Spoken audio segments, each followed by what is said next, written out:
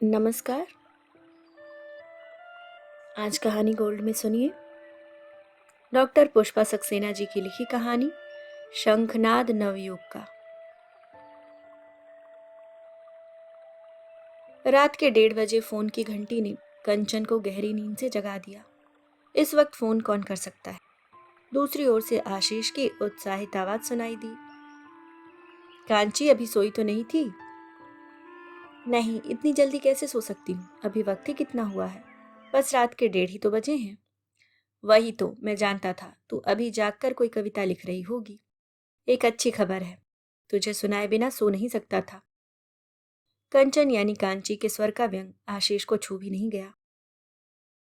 देख आशु, हम गहरी नींद में सो रहे थे, अब बता इस वक्त फोन क्यों किया? अच्छी खबर है, अमेरिका से मेरे दोस्त ने इन्फॉर्म किया है, फिजिक्स में रिसर्च करने के लिए मेरी एप्लीकेशन एक्सेप्ट हो गई है।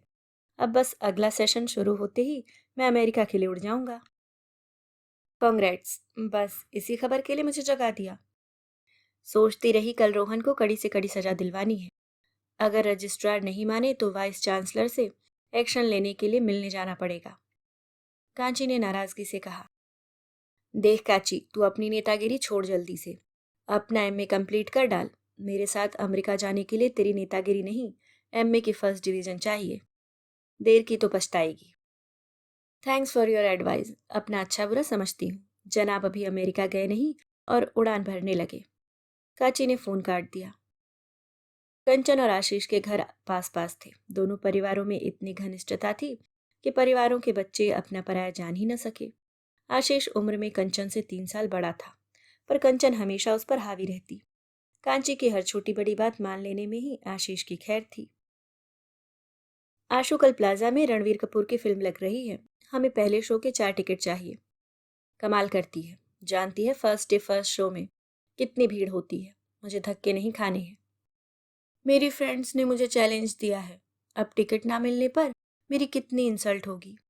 क्या मेरी इंसल्ट तुझे अच्छी लगेगी? ठीक है, मुझे ही धक्के खाने जाना होगा, भोलेपन से कांची कहती। इस बार टिकट ला दूंगा, पर आगे से ऐसा चैलेंज अपने भरोसे लेना। मेरे भरोसे रहेगी तो चैलेंज पूरा नहीं कर सकेगी। इसके बावजूद कांची की हर जिद उसे पूरी करनी ही पड़ती। थैंक्स आंसू, तुम कितने अच्छे हो। कांची की मुस्कान पर आंसू न्यौछावर हो जाता। कंचन कविताएं लिखती और सबसे पहले हर कविता आशीष को सुननी पड़ती। उसकी कविता आशीष को ना सिर्फ सुननी पड़ती बल्कि उसकी खूब तारीफ भी करनी होती।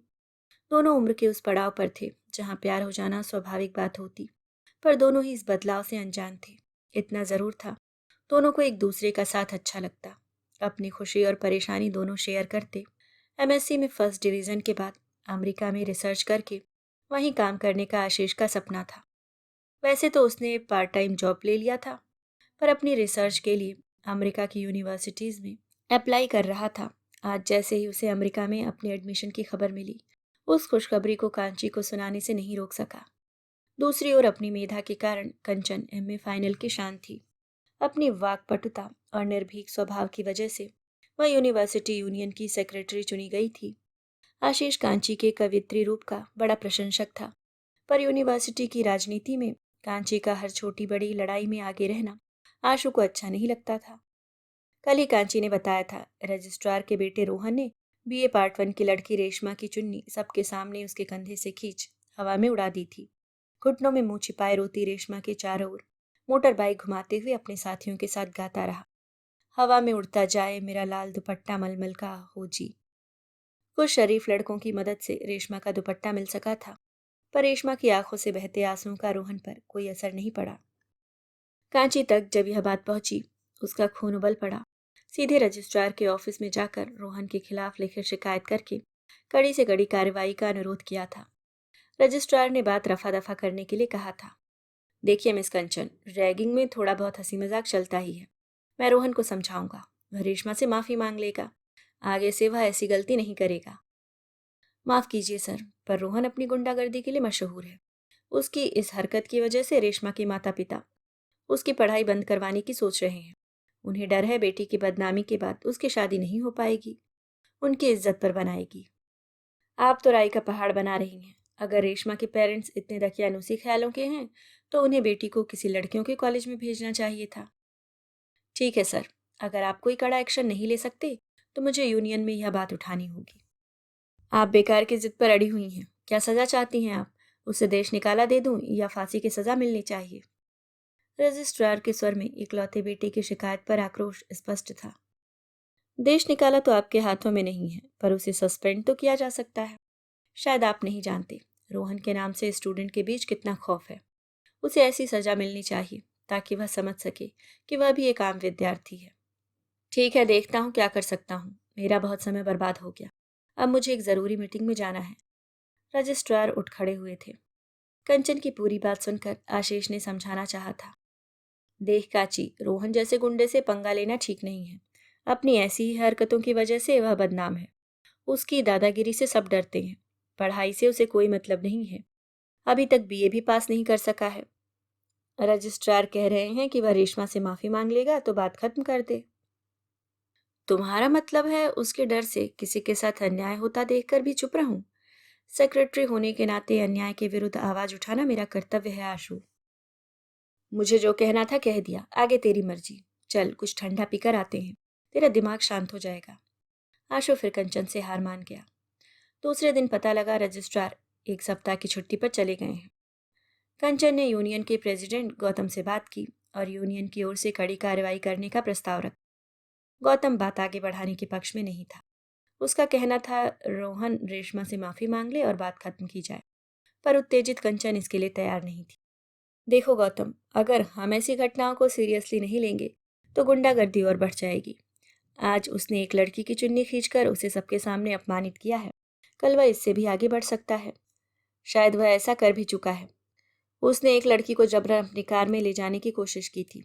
सौभाग्य से उस लड़की के चिल्लाने पर कुछ लोगों ने उसे बचा लिया। इसके लिए क्या उसकी पुलिस में रिपोर्ट लिखवाई गई थी गौतम? कंचन विस्मित थी। नहीं, लड़की की बदनामी के डर से माँ बाप चुप रह गए। वैसे भी रोहन के चाचा पुलिस के बड़े अधिकारी हैं। वह जानता है उसका कोई कुछ नहीं बिगाड़ सकता। ठीक है, रोहन को यूनियन हॉल में सबके सामने रेशमा से माफी मांगनी होगी और वादा करना होगा भविष्य में वह इस तरह की कोई हरकत नहीं करेगा। यूनियन हॉल में भारी संख्या में विद्यार्थी जमा थे। सब देखने को उत्सुक थे। रोहन जैसा दबंग इंसान सबके सामने कैसे माफी मांगेगा? रेशमा तो आने को तैयार ही नहीं थी, पर कंचन के बहुत समझाने और हिम्मत दिलाने पर वह आई। नियत समय पर अपने साथियों के साथ पान चबाता हुआ रोहन दाखिल हुआ। एक नज़र चारों ओर डाल पान की पीक पिच से थूक कर बोला, अरे वाह, यहाँ तो हमारे स्वागत की जोरदार तैयारी की गई है। कहिए मैडम कंचन जी, हमारा डायलॉग कहाँ है? आखिर हम हीरो हैं, हमारा राइटर कौन है? जोर से हंसकर रोहन बोला, बकवास बंद करो, सीधे सीधे रेशमा से माफी मांगो और वादा करो आगे से कभी किसी के साथ ऐसा अभद्र व्यवहार नहीं करोगे। कड़ी आवाज में कंचन ने चेतावनी दी। आपकी आज्ञा शिरोधार्य, पर यह तो फिल्मी ड्रामा है तो पूरी तरह से ड्रामा होना चाहिए। पहले हीरोइन को सामने लाइए, हम उसे छेड़ेंगे, वह रोएगी, फिर हम माफी मांगेंगे। अरे एक गड़बड़ हो गई। आज लाल की जगह हीरोइन नीली चुन्नी ओढ़कर आई है। पहले हीरोइन से कहिए वह लाल चुन्नी ओढ़कर आए, तब हमारा ड्रामा शुरू होगा। क्यों दोस्तों, ठीक कहा ना? रोहन की इस बात पर कुछ विद्यार्थी हंस पड़े। कंचन की आंखें क्रोध से लाल हो गईं। तैश में उठी कंचन ने रोहन के गाल पर एक जोरदार थप्पड़ जड़ दिया। रोहन चौंक गया। विद्यार्थियों में सन्नाटा छा गया। गौतम के माथे पर पसीना छलछला आया। रोहन ने जलती आंखों से कंचन को देख कहा, यह थप्पड़ बहुत भारी पड़ेगा, याद रखना। फिर बिना माफी मांगे रोहन अपने दोस्तों के साथ चला गया। यह तुमने क्या किया कंचन? बड़ी मुश्किल से तो वह माफी मांगने को तैयार हुआ था। अब बात हाथ से निकल गई, तुम घर जाओ, मैं बात संभालने की कोशिश करता हूँ। कैसे बात संभालेंगे? क्या उस रोहन से माफी मांगने का इरादा है? तीखे स्वर में कंचन ने कहा, ये बात नहीं है, पर तुम नहीं जानती तुमने अपने लिए कितनी बड़ी मुश्किल खड़ी कर ली है। मुझे अब तुम्हारी चिंता है कंचन। गौतम ने गंभीर आवाज में कहा, मेरी चिंता छोड़ो, अब रोहन से माफी कैसे मंगवाई जाए? वो मैं देख लूंगा। गलती हमारी ओर से भी हो गई, भले ही इसके लिए वह खुद जिम्मेदार था, पर इतने विद्यार्थियों के सामने अपना अपमान वह शायद ही भूल सके। घर वापस पहुंची कंचन परेशान थी। शायद गौतम ठीक कह रहा है, उसे अपना मानसिक संतुलन नहीं खोना चाहिए था। रोहन से डील करने की जिम्मेदारी गौतम पर ही छोड़ देनी चाहिए थी। आशु अभी अपने काम से वापस नहीं आया था। कंचन आशु का बेसब्री से इंतजार कर रही थी। उससे बात करके ही उसका मन हल्का हो सकता था। आशु के आते ही कंचन एक सांस में पूरी घटना बता गई। पूरी बात सुनते आशु का चेहरा गंभीर हो गया। ये तुम क्या कर बैठी कांची? मैंने पहले से ही समझाया था। रोहन एक बदनाम लड़का है। अपने पिता और पुलिस ऑफिसर चाचा के बल पर उसे कभी सजा नहीं दी जा सकी। इसी का फायदा उठाता है। मानती हूँ मुझे उस पर हाथ नहीं उठाना चाहिए था, पर उसकी बातें सहन करना कठिन था आशु। अब तुम्हें बहुत सावधान रहना होगा कांची। रोहन अपने अपमान का बदला जरूर लेगा। वह मेरा क्या बिगाड़ सकता है? अगर उसने कभी कोई गलत हरकत की तो उसका परिणाम से भुगतना होगा। तुम जानते हो मैं कायर नहीं हूँ। याद नहीं, मैंने जूडो कराटे की ट्रेनिंग ली है। सब याद है मेरी झांसी की रानी, पर अगर कोई गुंडा सीमा के आगे बढ़कर कुछ करे तो तुम्हारे जूडो कराटे धरे रह जाएंगे। मेरी बात समझ रही हो ना? तुम्हारे आत्मविश्वास का मैं प्रशंसक हूँ, पर अपने पर संयम रखना चाहिए। जोश में होश खो देना समझदारी नहीं है कांची। तुम मुझे डरा रहे हो आशु? नहीं मेरी कांची, तुम्हें सावधान कर रहा हूँ। कल से मैं तुम्हें अपने स्कूटर से पहुंचाया और लाया करूंगा, गंभीर आवाज में आशु ने कहा। इस तरह से तो वो रोहन समझ जाएगा कि हम उससे डर गए। वैसे भी 2 महीने बाद तो तुम अमेरिका जाने वाले हो। पता नहीं तुम्हारे बिना हम कैसे रहेंगे आशु। कांची उदास हो गई। सच तो यह है कांची, पिछले कुछ दिनों से तुझे छोड़कर जाने की बात सोच सोच कर रातों में ठीक से सो नहीं पाता। हर समय तू मेरे ख्यालों में रहती है। चाह कर भी किसी और काम में दिल नहीं लगा पाता। ऐसा क्यों हो रहा है? कहीं ऐसा तो नहीं मुझे तुझसे प्यार हो गया है? आशीष ने गंभीरता से कहा। इस बारे में तो कभी सोचा ही नहीं आशु, पर तेरे बिना हमें भी कुछ अच्छा नहीं लगता। तुम्हारे साथ अपनी सब चिंताएं भूल जाती हूँ। कुछ भी होने पर बस तुम याद आते हो। मुझे लगता है हम दोनों एक दूसरे से प्यार करने लगे हैं, तभी तो एक दिन भी मिले बिना चैन नहीं पड़ता। जब हम दोनों साथ होते हैं तो सब कुछ कितना अच्छा लगता है कांची। शायद तुम ठीक कहते हो, हमें जरूर प्यार हो गया है। हर खुशी और परेशानी में बस तू ही याद आता है। अब हम क्या करें आशु? कंचन ने भोलेपन से पूछा। वैसे तो प्यार का अंत शादी में होता है, पर जब तक मैं सेटल नहीं हो जाता शादी तो हम कर नहीं सकते। ये तो हम जानते हैं, हमारे परिवार वालों को हमारा रिश्ता स्वीकार होगा, इसलिए शादी में कोई अड़चन तो नहीं आने वाली है। ऐसा करते हैं, दूर रहते हुए हम एक दूसरे को प्रेम पत्र लिखा करेंगे। तुम कविताओं में प्रेम पत्र भेजना और मैं वैज्ञानिक शब्दावली में उत्तर दिया करूंगा। दोनों खुलकर हंस पड़े। आज पहली बार जब आशीष ने कंचन को अपनी बाहों में लिया तो संकोच से कंचन ने अपना चेहरा आशीष के सीने में छिपा लिया। उस पल से दोनों की दुनिया ही बदल गई। रात में नींद कोसों दूर भाग गई। कंचन विस्मित थी। इतने दिनों तक प्यार उन दोनों के बीच कैसे रहस्य बना रहा। एक एक बात याद करते हुए रात बीत गई। यही हाल आशीष का था। दोनों को रात काटनी मुश्किल लग रही थी। कैसे सुबह हो और दोनों मिल सके। प्यार में पागलपन इसे ही तो कहते हैं। दूसरी सुबह पिछले दिन का तनाव भूल कंचन काफी देर तक शीशे में अपने को देखती रही। वह सुंदर थी, यह बात सब जानते थे, पर अब आशीष के सामने वह कुछ ज्यादा ही सुंदर दिखना चाहती थी। कुछ ही देर में आशीष का स्कूटर उसे लेने आ पहुंचा था। स्कूटर में आशीष के पीछे बैठी कंचन रोमांचित थी। इससे पहले इस रोमांच को उसने कभी अनुभव नहीं किया था। झटका लगने पर आशीष की पीठ से सटी बैठी कंचन और ज्यादा रोमांचित हो जाती थी। उसे लग रहा था मानो वह हवा में उड़ी जा रही थी। लड़कों के रिमार्क्स उसे सुनाई ही नहीं दे रहे थे। वापसी में कंचन को लेने आने का वादा करके जाते हुए आशीष को जब तक वह आग से ओझल नहीं हो गया कंचन उसे देखती रही। कुछ समय को वह रोहन को भूल गई थी, पर गौतम ने आकर जैसे उसे मीठे सपने से जगा दिया। कंचन, अब परेशान होने की जरूरत नहीं है। कल शाम मैं रोहन से मिला और उसे प्यार से समझाया। अपने अपमान के बाद उसने सबके सामने तो माफी मांगने से इनकार कर दिया, पर यह माफीनामा दिया है। गौतम ने कंचन को रोहन का लिखा माफीनामा थमा दिया। गौतम, क्या तुम्हें लगता है अब रोहन लड़कियों के साथ मिसबिहेव नहीं करेगा?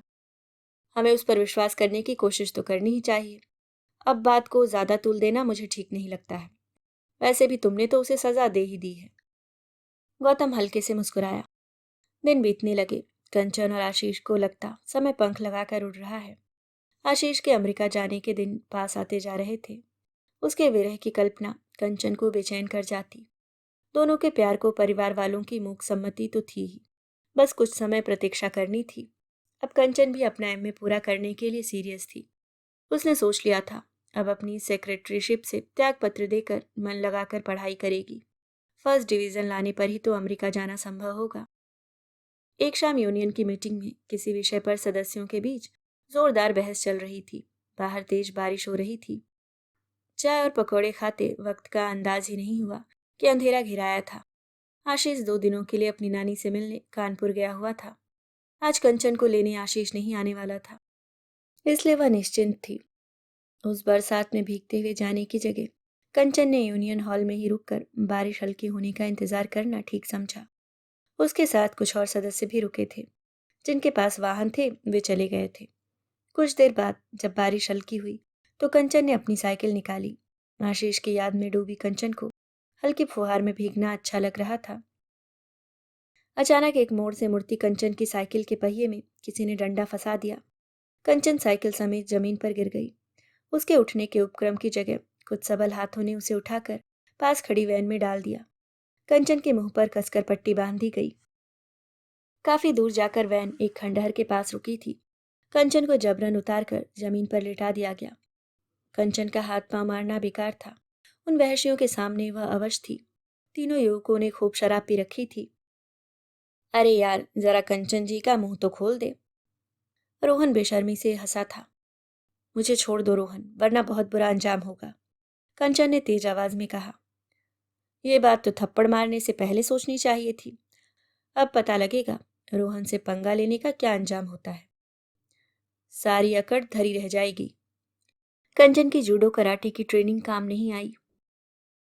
कंचन को उसी खंडहर में छोड़कर वैन लेकर तीनों चले गए। कुछ देर तक कंचन अर्धमूर्छित सी पड़ी रही। फिर अपने को सहेज हिम्मत करके उठी थी। फटे कपड़ों को चुन्नी से ढांप कराहती कंचन ने अंदाज लगाया वह शहर से कुछ दूरी पर थी। अचानक उसकी निगाह थोड़ी दूर पड़े अपने पर्स पर पड़ी थी। शायद उसे वैन से उतारते हुए पर्स भी नीचे गिर गया था। पर्स में उसका मोबाइल सुरक्षित था। पुलिस का इमरजेंसी नंबर लगाकर कंचन ने अपनी जगह का अनुमान से पता बताया था। काफी देर प्रतीक्षा के बाद पुलिस की गाड़ी का सायरन सुन कंचन अपनी जगह पर खड़ी हो गई। चुन्नी हवा में लहराकर अपनी उपस्थिति भी बताने की कोशिश की। पुलिस की गाड़ी कंचन के पास आकर रुकी थी। आप ठीक तो हैं? कहिए क्या हुआ? आप यहाँ कैसे पहुंची? इंस्पेक्टर ने सवालों की झड़ी लगा दी। मुझे पहले थाने ले चलिए, मुझे एफआईआर लिखानी है। मुश्किल से कंचन इतना ही कह सकी। थाने पहुंची कंचन ने गौतम को फोन कर तुरंत थाने आने को कहा। साथ में अपनी परिचित डॉक्टर कविता को भी लाने को कहा। इंस्पेक्टर कुमार अब तक सारी बात समझ गया था। कंचन ने सधी आवाज में अपने साथ घटी घटना की रिपोर्ट में जैसे ही रोहन का नाम लिया, इंस्पेक्टर रुक गया। देखिए मैडम, सोच समझ कर रिपोर्ट लिखाइए, इससे आपकी बदनामी हो जाएगी। परिवार वालों की इज्जत मिट्टी में मिल जाएगी। अगर आपको मेरे परिवार और मेरी इज्जत का इतना ही ख्याल है तो पूरी रिपोर्ट ठीक ठीक दर्ज कीजिए। मैं यूनिवर्सिटी यूनियन की सेक्रेटरी हूँ। एक बात और, अभी वे गुंडे अपनी दरिंदगी का जश्न मना रहे होंगे। उन्हें अभी आसानी से पकड़ा जा सकता है। कंचन ने तेजी से कहा। विवश इंस्पेक्टर को रिपोर्ट लिखनी पड़ी थी। रिपोर्ट पर साइन करने के पहले कंचन ने पूरी रिपोर्ट पढ़कर साइन कर दिए। इस बीच घबराया गौतम कुछ लड़कों और डॉक्टर के साथ आ पहुंचा। कंचन की हालत देख पूरी बात समझते देर नहीं लगी थी।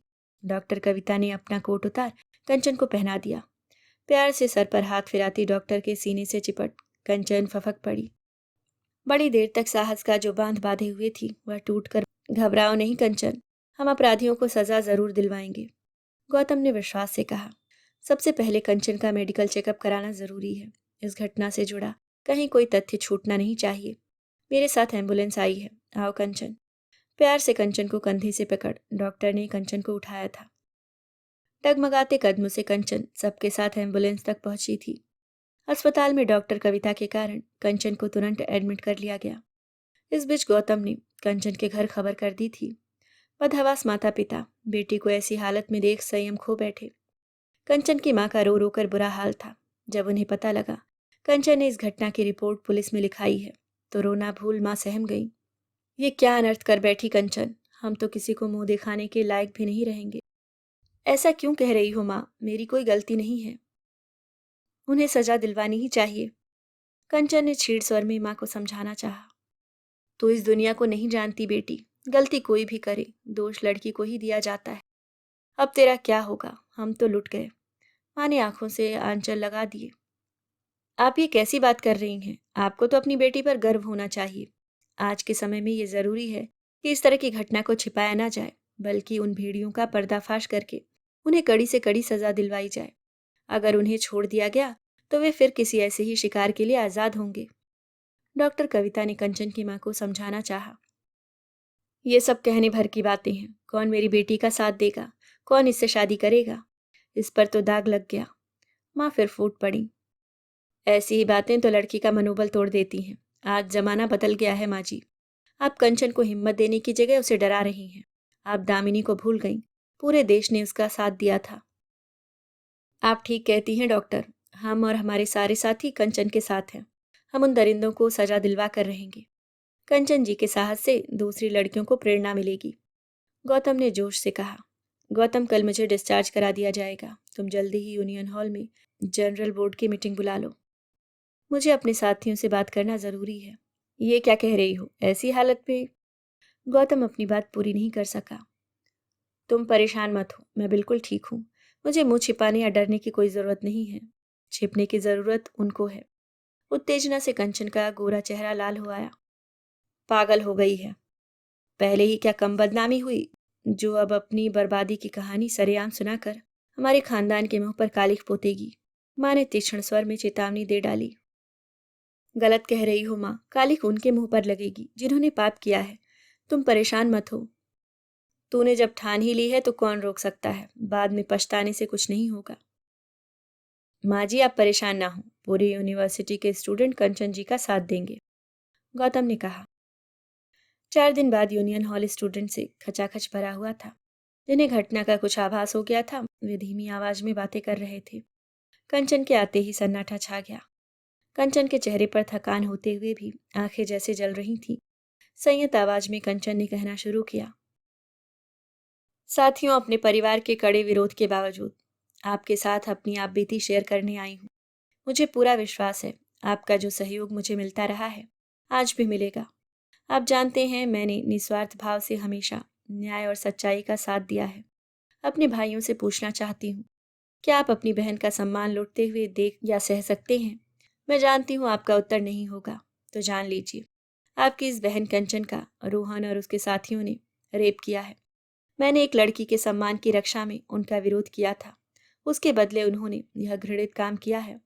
अगर शहर में रोहन जैसे भेड़िए खुले घूमते रहे तो वे अपने शिकार करते रहेंगे। मेरी माँ को और दूसरी माँओं की तरह भय है कि अगर मेरे रेप की बात फैली तो परिवार और मेरी बदनामी होगी। क्या समाज के भय से हम इन पापियों को और पाप करने की छूट दे सकते हैं? अगर मेरा रेप हुआ है तो क्या इसमें मेरी कोई गलती थी? नहीं।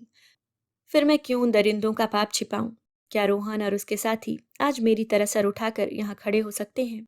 अब आपको न्याय करना है। सजा और समाज की घृणा किसे मिलनी चाहिए? रोहन और उसके साथियों को फांसी दो। कंचन को न्याय दो। संवेद आवाजें गूंज उठी। दूसरे दिन अखबारों की सुर्खियों में घटना छपी थी। यूनिवर्सिटी के छात्र छात्राओं ने जुलूस निकालकर थाने और रजिस्ट्रार के ऑफिस पर धरना दे दिया। रोहन और उसके साथियों को सजा दिलवाने के लिए पूरे शहर में शोर मच गया था। लड़कियां और भी अधिक जोश में थीं। अब वे और अत्याचार सहने को तैयार नहीं थीं। घर पहुंची कंचन के पास लड़कियां फूल लेकर पहुंच रही थीं। अब शहर की महिला संस्थाएं भी आंदोलन में शामिल हो गई थीं। पर जिसकी प्रतीक्षा कंचन को सबसे अधिक थी, आशु उसके पास नहीं आया था। अंततः आशु भी सामान्य पुरुष ही निकला। उसके माता पिता कुछ देर को आकर उसे तसल्ली देकर चले गए थे। आखिर रोहन और उसके साथी पकड़े गए। आंदोलनकारियों ने उसे फांसी देने के लिए शोर मचाया। अचानक एक दिन रजिस्ट्रार कंचन के घर आ पहुंचे। आंसू भरी आंखों के साथ कंचन के सामने हाथ जोड़कर रोहन की गलती के लिए क्षमा मांगी थी। अपने बेटे की गलती के लिए बहुत शर्मिंदा हूँ बेटी। तुम उसे जो सजा दोगी मंजूर है, पर उसे माफ कर दो। अपनी रिपोर्ट वापस ले लो। मैं जिंदगी भर के लिए तुम्हारा कर्जदार रहूंगा। अगर यही घटना आपकी बेटी के साथ होती तो क्या आप ऐसे पापी को माफ कर देते? रोहन के इस अपराध में आप भी शामिल हैं रजिस्ट्रार महोदय। आपने अगर मेरी शिकायत पर कोई कड़ा एक्शन लिया होता तो आज रोहन इस हद तक नहीं बढ़ सकता था। कड़वे स्वर में कंचन ने अपना फैसला सुना दिया। अपनी गलती मानता हूँ बेटी। मेरी आंखों पर बेटे के प्यार का पर्दा पड़ा हुआ था। उसके अपराध के लिए मैं तुमसे माफी मांगता हूँ। बस एक मौका दे दो। कभी शिकायत का अवसर नहीं दूंगा। आप मेरे पिता की उम्र के हैं। मुझसे माफी मांगकर शर्मिंदा न करें। रोहन को उसके किए की सजा मिलनी ही चाहिए। शायद सजा पाने के बाद वह सुधर जाए। मुझसे माफी की आशा रखना व्यर्थ है। रोहन और उसके साथियों को जब अदालत ले जाया जा रहा था तो उत्तेजित भीड़ ने उस पर जूते और पत्थर फेंक कर अपना आक्रोश प्रकट किया था। टीवी पर बराबर खबरें दी जा रही थीं। सारा शहर जैसे जाग गया था। गौतम और कुछ लड़के लड़कियां कंचन को दिन प्रतिदिन के समाचार देने आते थे। उन्होंने लिखित रूप में अपनी मांगे अथॉरिटीज को सौंप दी थी। उन दरिंदों को जमानत न दी जाए और जल्दी से जल्दी कड़ी सजा दी जाए। ये शर्तें पूरी होने पर ही आंदोलन रुकेगा। उनकी शर्तें मान ली गई थीं। अन्याय पर यह उनकी पहली विजय थी। पर अभी उनकी सजा के लिए प्रतीक्षा करनी थी। पर आशु कहाँ था? 7 दिन बीत चुके थे। आशु का कहीं पता नहीं था। अपने कमरे में चुप बैठी कंचन जैसे दूसरी ही कंचन थी। उसकी तेजस्विता कहीं खो गई थी। टीवी पर आते समाचारों में उसकी रुचि ही नहीं रह गई थी। खिड़की से बाहर नजर गड़ाए कंचन को किसी की प्रतीक्षा थी। इसी खिड़की पर खड़े होकर वह और आशु दुनिया भर की बातें किया करते थे। आज इस समय जब उसे आशु की सबसे ज्यादा जरूरत थी, वह कहीं नहीं था। दोनों ने जब अपने प्यार को पहचाना, भविष्य के मीठे सपने देखने शुरू किए, तो एक झटके में सपने टूटकर बिखर गए। कहाँ है उसका आशु? हेलो मेरी झांसी की रानी, आराम फरमाया जा रहा है। अपनी परिचित मोहक मुस्कान के साथ आशु कमरे में खड़ा था। आशु कहाँ थे? कई दिनों के रुके आंसुओं का सैलाब बह निकला। ये क्या, मेरी शक्ल इतनी डरावनी तो नहीं कि मेरी कांची डर से रो पड़े? आशु हंस रहा था। तेरा कहना नहीं माना आशु, माफ कर दे। हमसे नफरत तो नहीं करेगा? तेरी नफरत हम नहीं सह सकेंगे। कंचन की आवाज रुक गई। अपने आशु को बस इतना ही जान पाई। ये सच है, इस खबर से स्तब्ध रह गया। बहुत चोट भी पहुंची। तेरे दर्द की कल्पना से सो नहीं सका। बस तेरे बारे में ही सोचता रहा। फिर आया क्यों नहीं? आशु हर पल तेरी राह तकती रही। जानती हूँ हमारे सपने टूट गए। तेरे अमेरिका जाने का समय आ रहा है। अच्छा है तू वहां जाकर इस हादसे को और हमें भुला सकेगा। भीगी आवाज में कंचन ने कहा। वाह, समस्या का कितना सहज उपाय निकाला है। अमेरिका जाकर तुझे भूल जाऊंगा तो मुझे भुला सकेगी? स्वार्थी तो नहीं कहेगी? नहीं आशु, हम जानते हैं इस हादसे के बाद मेरी जिंदगी की दिशा बदल जाएगी। पर मैं डर कर या शर्म से मुंह नहीं छिपाऊंगी। मैंने कोई अपराध नहीं किया। अपनी जिंदगी सर उठाकर जीऊंगी। दृढ़ता से कंचन ने कहा। ये हुई ना बात, अब मुझे यकीन हो गया। मैंने जिस कांची से प्यार किया वह कायर नहीं है। कायर तो मैं था जो तेरा सामना करने से कतराता रहा। बहुत सोचा और समझ गया। अगर तुझसे सच्चा प्यार किया है तो उस घटना को क्यों तूल दे रहा हूं जिसमें तेरा कोई दोष ही नहीं है। बस बात समझ में आ गई। और तेरा आशु तेरे सामने है। देर से आने के लिए माफ करेगी ना? क्या तुम सच कह रहे हो? तुम पर इस घटना का कोई असर नहीं हुआ? तेरी तकलीफ और अपमान पर बहुत आक्रोश था। अपने से बेहद नाराज था। फिर सोचा तूने उस स्थिति में भी अपना साहस नहीं खोया। थाने में जाकर उनके खिलाफ स्वयं रिपोर्ट लिखवाई। साहस के साथ सारी सच्चाई सबके सामने रखी। उसके लिए तुझ पर गर्व हुआ और अपनी सोच पर शर्म आई। तेरे सामने अपने को बहुत छोटा महसूस करता हूँ। मुझे माफ कर सकेगी? तू मेरी शक्ति है आशु। माफी मांगकर मुझे शर्मिंदा मत कर। तेरे साथ अपनी लड़ाई और जोश से लड़ सकूंगी। कंचन के चेहरे पर खुशी की आभा बिखर गई। तुझ पर पूरा यकीन है कांची। याद रख, तेरी हर लड़ाई, हर विजय में तेरा आशु हमेशा तेरे साथ है। तेरा यकीन कभी टूटने नहीं दूंगी आशु, ये मेरा वादा है। तो चलो बाहर, तुम्हारे साथी तुम्हारा अभिनंदन करने की प्रतीक्षा कर रहे हैं। प्यार से कंचन का हाथ पकड़ आशु ने अपनी कांची को उठाया था। बाहर से आता हर्षोल्लास नए युग का संदेश दे रहा था। अभी आप सुन रहे थे पुष्पा सक्सेना जी की लिखी कहानी शंखनाद नवयुग का।